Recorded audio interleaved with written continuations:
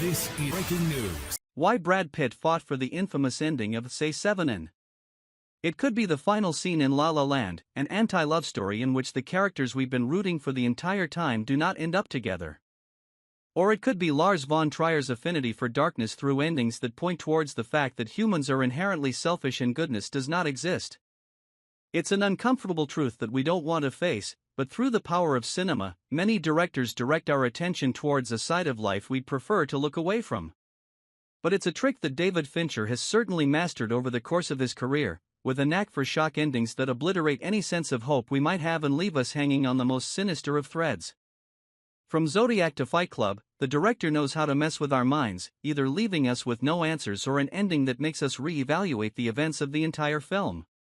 While he has been known to do this on many occasions, there is perhaps one film that is most notorious for this, with a bleak ending that destroys any semblance of hope and presents us with the idea that evil will always win. But while it might be infamous now, there was a time when studio executives strongly advised it to be cut, with Brad Pitt intervening and using his power to prevent this from happening.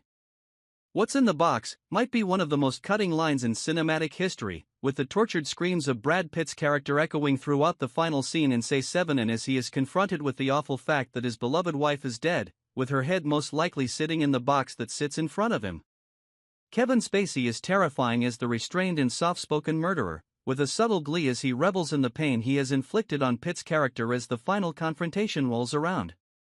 But while the film is now known for its bleak ending, when signing on to the project, Pitt had a suspicion that the studio might not like it and would eventually threaten to cut it for being too controversial.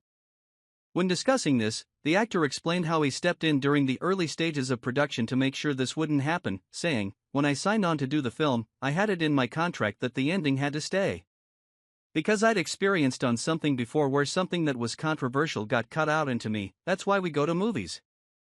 And so it was in my contract, and sure enough, when the movie came out there was this push to it would be much more likable if the dogs' heads were in the box." Nope. It's certainly shocking and really upsetting. Unfortunately, studios are not known for wanting to take risks, something that is evident by their discomfort over an objectively great ending that did so through its inability to play it safe.